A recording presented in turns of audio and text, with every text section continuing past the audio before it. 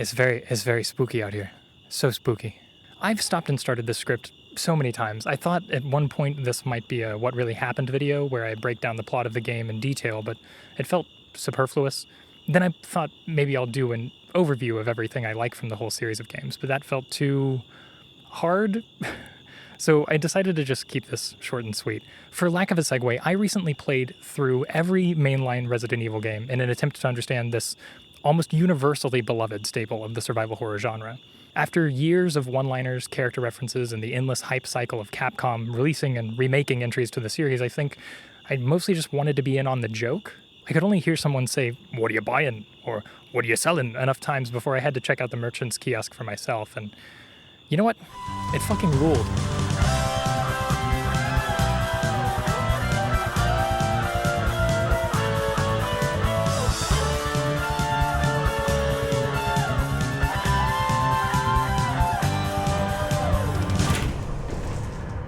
As of this writing, I'm in the middle of editing a podcast episode I did about Resident Evil and horror in general for Lore Club. More info on that later. But in doing so, I'm realizing I was a lot harder on the series than I intended to be in that discussion. You see, before I played the Resident Evil games for the first time this year, the furthest I had ever set foot into what someone might call horror was challenging my thalassophobia in Inside, or running from the Flood in Halo Combat Evolved's library at the age of 11, or maybe Ravenholm in Half-Life 2. I was, and arguably still am, an absolute newcomer to the horror genre, and I had no real interest in changing that fact. Even horror movies were well outside my wheelhouse up until the last couple months, and I credit Resident Evil for opening me up to that.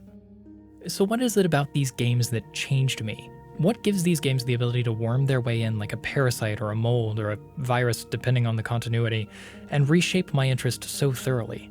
Well, hopefully if I've done my job by the end of this thing, we'll both have a few good answers to that question.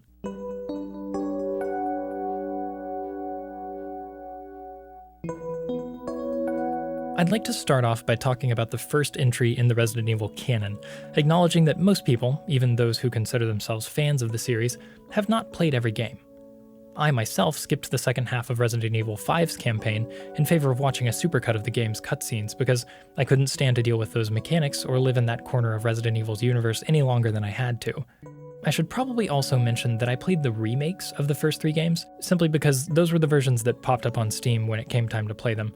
So if my facts are a little off, just remember that there were some rewrites in each of those titles that changed the tone and pace and even canon of each game to varying degrees. With that being said, let's talk about what makes Resident Evil tick. What did the developers set out to do with this title that they hadn't done before? Well, it turns out there's an interesting backstory here to dig into.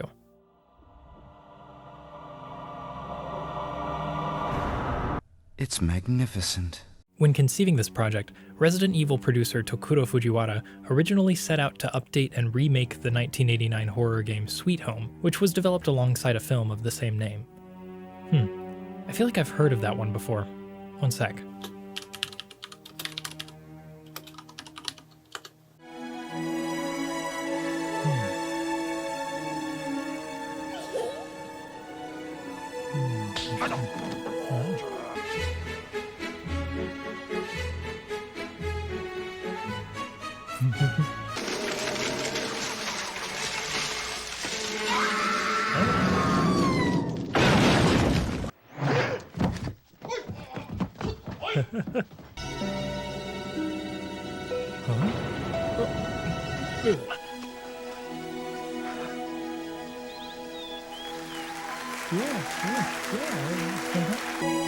That was a lot of fun. And after watching it, I'll just say you can really see where Fujiwara was paying tribute to the movie, not just the game, in the tone and environment of the first Resident Evil especially. Obviously the mansion carries over, but there are even smaller things, such as the focus on shadows and wall art as ways to gather knowledge and as omens of evil, the placement of symbols on doors to mark special rooms, and this specific kind of glint for this piece of treasure. Tell me that's not exactly what it looks like in the games. Anyway, I bring this up to make it clear that Resident Evil, from its inception, was about tone. It was about bringing that same feeling to the player that Fujiwara got watching and playing Sweet Home. And that tone is very specific. It's this mashup of B-horror, grindhouse, and 80s action blockbuster synthesized into a heightened blend of camp and sincere modernism. In Resident Evil 1 especially, I think Fujiwara and developer Shinji Mikami succeeded in drawing the player into a universe that feels like a contorted yet fantastically enticing reflection of our own.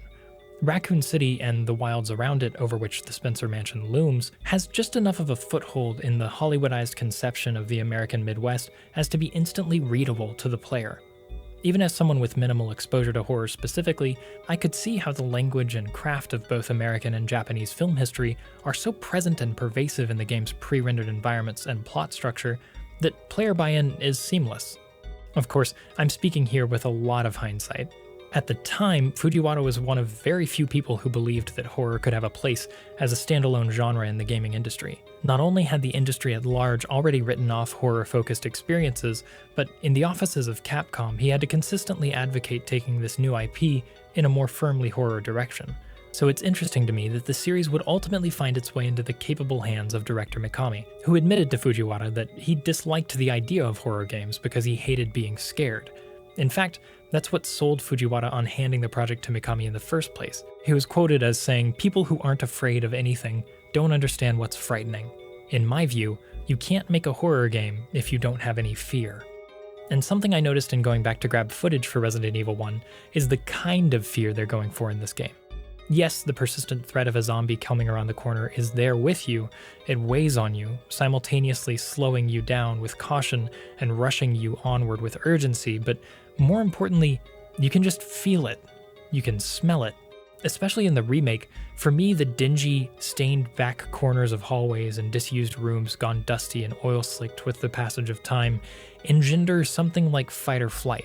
It prevents me from wanting to spend too long in one place, consulting my map. Maybe it's just a holdover from playing Pathologic, but every disorganized bookshelf and moist carpet in the mansion feels as though it wants to contaminate you. The zombies are almost a breath of fresh air, a shot of adrenaline amid the allergic atmosphere of every empty chamber. I don't know about you, but I'm much more comfortable seeing the thing I fear snarling in front of me rather than feeling it breathe down my neck. In that same interview that Fujiwara did for Continue magazine that I quoted earlier, I think you can tell that he might have had a similar perspective on what is truly scary. They mentioned that Resident Evil was originally meant to be in first person, but that the graphical limitations of the PlayStation system for which the game was being developed meant that they had to lower the quality of the models and textures too far below the bar for Fujiwara. They spent a year working on this version of the game before scrapping the first-person perspective completely for a fixed camera with tank controls and pre-rendered environments. In retrospect, this was a very good decision. The uncomfortable controls, coupled with the heightened, gaudy, quasi-real setting of the Spencer Mansion, feed back into the inherent horror of the game's events. You're reminded every time the camera angle switches that you are not in control here. This isn't your home. The opulence of the Overlook Hotel-inspired architecture isn't crafted for you. Your teammates are only your allies as long as they don't get bitten by the mansion's true occupants. And that brings with it more questions, right? Who were these people, holed up in this neo-Baroque palace in the woods northeast of Raccoon City? Woods that only provide their own set of dangers if you try and escape the gilded torture lab.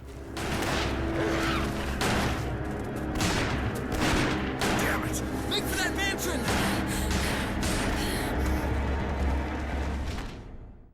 There's a term game critics love to use about this particular phenomenon: ludonarrative harmony, as opposed to ludonarrative dissonance, the term coined by game designer and director Clint Hawking in 2007. I think the first Resident Evil game, above anything else it achieves, embodies this idea of ludonarrative harmony. Put plainly, it's when a game's story and mechanics work together and reinforce each other.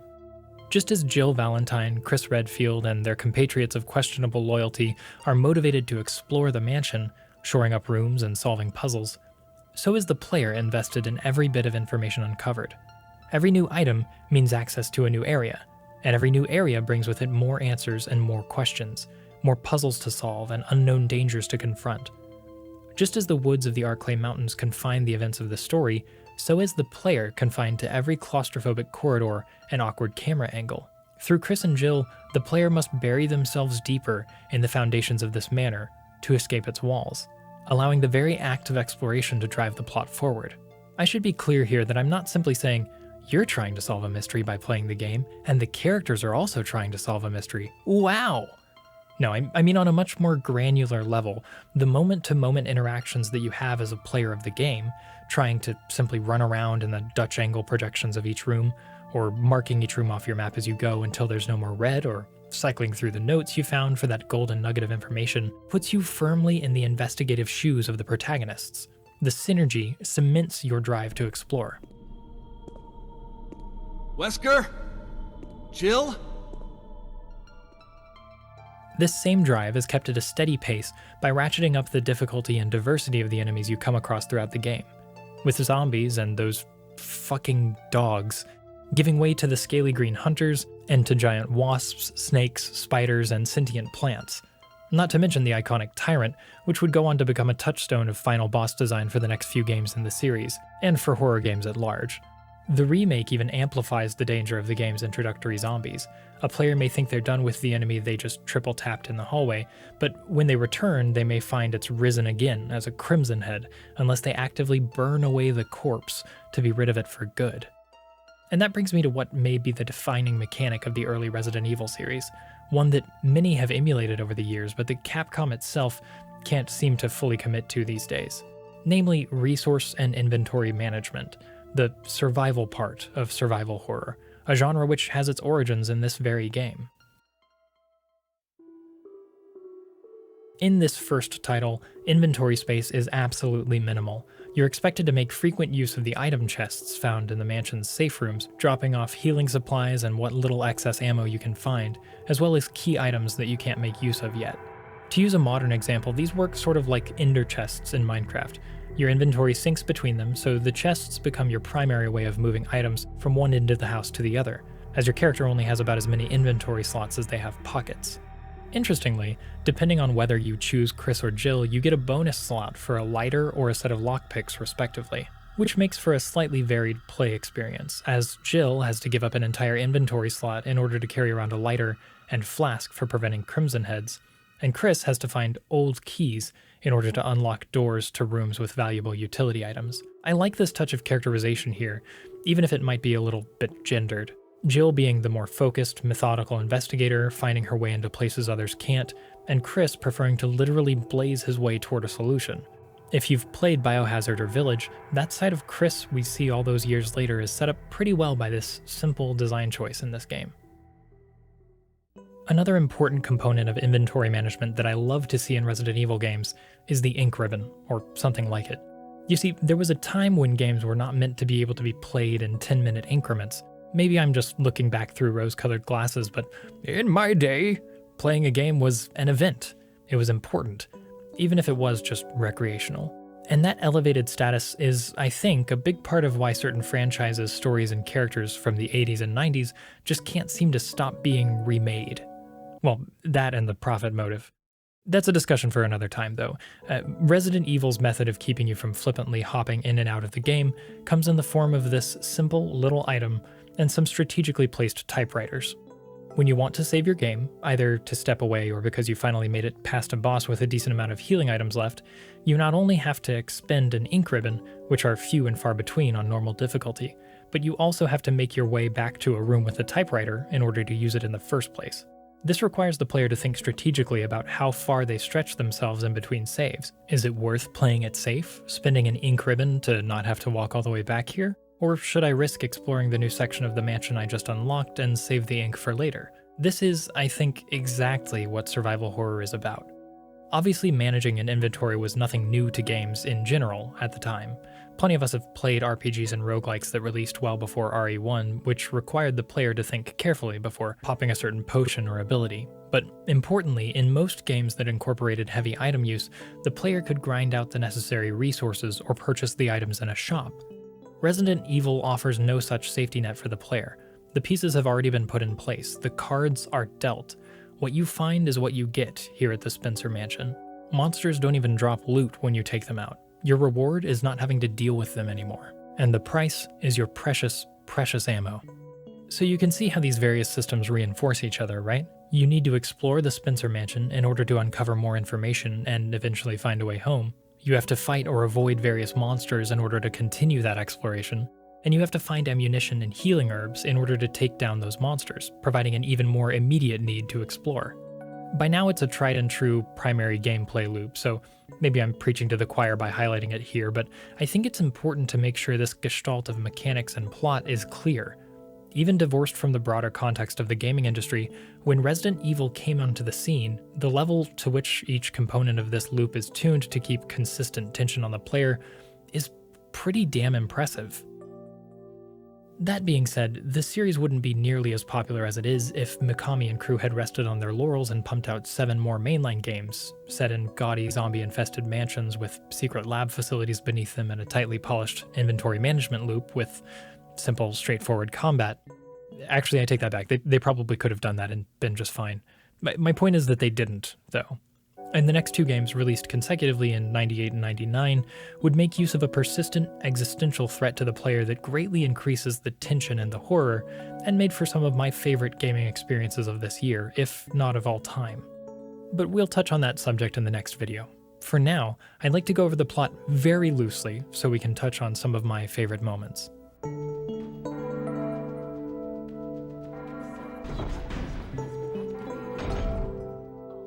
Bizarre murder cases have recently occurred in Raccoon City.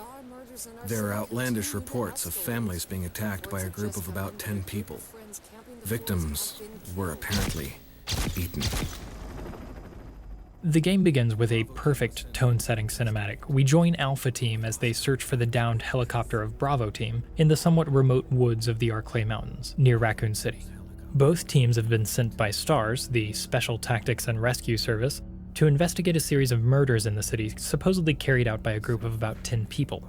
Reports of the crimes bear an air of mystery and occult, as the victims were allegedly eaten by their murderers, so STARS enters the woods in search of the rumored hideout where these cannibalistic anti-socialites dwell. In the original, this intro cinematic is live action, or what you might call FMV, and dripping with B-horror cinematography, and so bad it's good ADR. Hey! Come here! With Alpha Team running for their lives from a pack of what could be wild dogs, or perhaps something more sinister. When they finally reach the debatable safety of the Spencer Mansion, we get our cast introductions, and this is just everything one could want from a 90s game. Absolutely no complaints. Every moment of this goes hard. I can't compliment it enough.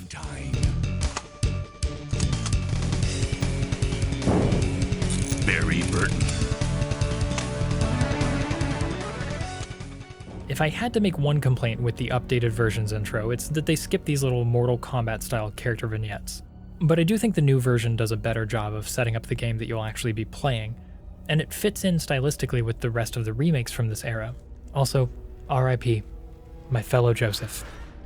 Anyways, with the crew safe from the dangers outside, I'm not going to give a moment-by-moment rundown of the game's plot, but I think it would be good to summarize some of the major beats and my favorite moments throughout the story as we go. You can play through the game as either Chris Redfield or Jill Valentine, with either Barry Burton or Chris being separated from the group respectively upon the party's arrival at the mansion. Along the way to uncovering what's happening in the compound, each player character also has a partner that needs to be saved later on.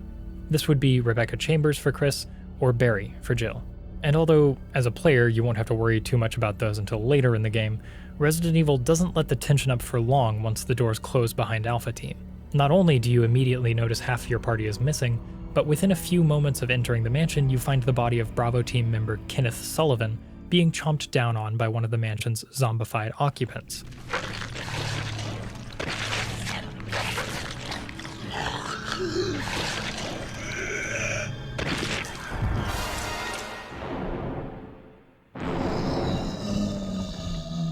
And I just have to say, this is exactly how you reveal a good entry-level enemy. The zombie you meet in this room is a surprise threat, and if you're unfamiliar with the mechanics and just try to kill it with your knife, you will die here, setting up an important promise to the player. Getting out of this is not going to be easy. Bravo Team, at least, clearly had a difficult time, as over the next few plot beats you'll come across Forrest Spire, who appears to have been pecked to death on the mansion's east terrace, granting you his grenade launcher posthumously. You'll also find, and if you're fast enough, cure a poisoned Richard Aiken. You'll even avenge him later, fighting the giant snake that bit him, which is called Yawn for some reason.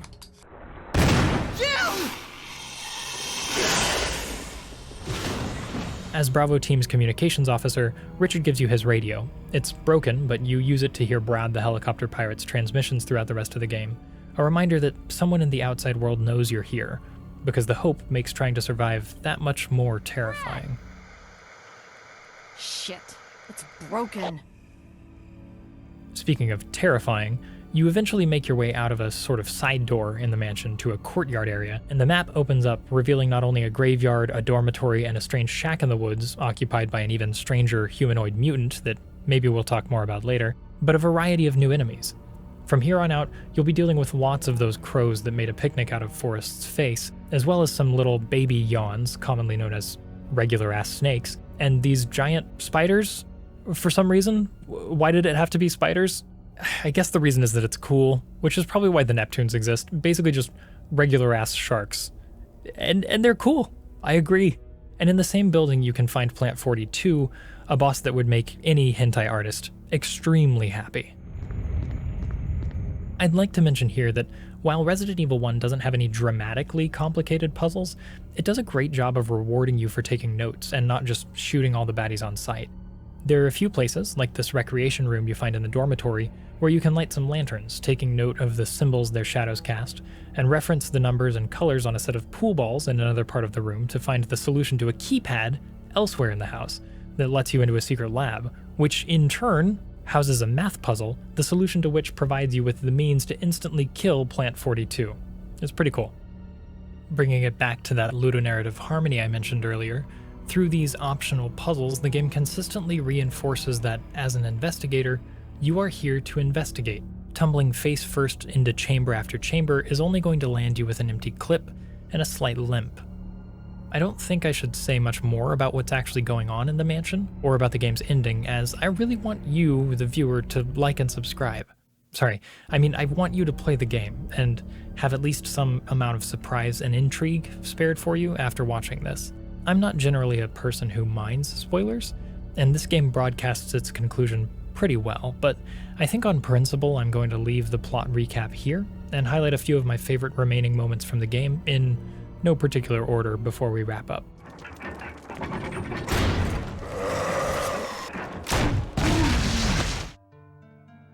Number 1, the way Jill says, "Joseph!" in the intro is just iconic. Joseph! And I need to make it the notification sound on every device I own. It's just perfect. There's no excuse for me not having done that already. Number 2, when Barry gives Jill the lockpick and refers to her as the master of unlocking. One of my very few complaints with the remake is that they took this line out. It might be handy if you, the master of unlocking, take it with you. Although, if I remember right, it's referenced later on in the series, I think like RE6 or maybe 3 as like an achievement. Don't fact check me on that. Or do and like tell me I'm wrong, but like put it in the comments so that it boosts engagement. Okay, thanks, love you. Number 3, the hunters. I just love how all of the other enemies in the game are like big ass snake, big ass spider, angry bird, real nasty human. And then the hunters are like, yo, what up? I'm a Spider-Man villain. It's just such a departure design-wise, and it makes them genuinely surprising when they show up. I love it. Number 4 is the story of George Trevor and his family. Until you meet a certain someone later, the Trevor family story just seems like it's this sad but ultimately unnecessary bit of extra lore to piece together through random notes and news clippings. So to make sure the player pays attention to these extra details, they package them alongside important items, like Jill finding George's lighter, or info the player needs to progress, like the locations of certain secret rooms or like a password here and there. This is just really effective diegetic storytelling, and I appreciate it, even if it is a bit ham-fisted at times. Albert Wesker. Number 5, the original Albert Wesker. In the later games, he comes across as a sort of matrix-brained Vol cell who juices on fake vampire blood, Alex Jones brain pills, and white nationalism rhetoric. But in the original Resident Evil, he's just a fucking cop. He is like the quintessential slick-haired Terminator-style human rights-ignoring turncoat asshole that plays so well in a plot with this much shady backdealing. I really wish they had held onto this flavor of Wesker longer than they did. Smart girl, but I think you misunderstand me. Number 6, the Neptune chamber sequence. Besides running to grab serum after the yawn fight, The sequence in the Neptune chamber is one of very few times in the game where the tension was actually high enough and camera angles were changing fast enough that I just kept messing up and pressing the wrong buttons. That may sound like a bad thing, but considering I'm already not a big fan of deep water, what I mean to say is this one really got under my skin, and that made shutting those blast screens and drowning those mutant sharks all the more satisfying. Number 7, these Indiana Jones style boulder run tunnels. There's no point in them being here. They're just good. If you're making a game, put a boulder run in it. Look at how much fun Jill is having running away from that. It's good. Number 8, this room. I'm not going to say anything else. This was just unexpected and wonderfully creepy. Good stuff. Number 9, the forced walking sequence in the laboratory section. Similar to the Neptune chamber, this one got me. I did the smart thing on both of my playthroughs and cleared the lab's inhabitants before starting it, but simply knowing that I didn't have my full movement speed available to me made each time I did this feel like I was in actual hell. And last but not least, number 10, this explosion right here. It's just the perfect cherry on top of a great final chapter for a game like this. And you just know if they made this game, like the way it is, into an actual movie, this would be the wettest puppet. It'd be so wet. I've purposely left quite a bit out of this recap for the sake of spoilers, so feel free to leave some of your favorite moments from the game in the comments below. Hell yeah. Call to action. Good job, Joe. Now bring it on home and cut to the outro. As I mentioned at the top, this video was inspired and really made necessary by a discussion I had recently with my co-hosts on the Lore Club podcast, a show where friends from all over the internet come together to bring lore from our favorite games, fandoms, and more to life. So you should definitely check that out. There's a link in the description. It's good. It's a good show. Please go listen to it. Thank you so much for watching. Chris and Jill deserve each other. Please just let them finally be happy. I will see you in the next one, and until then, I love you. Bye. Oh shit.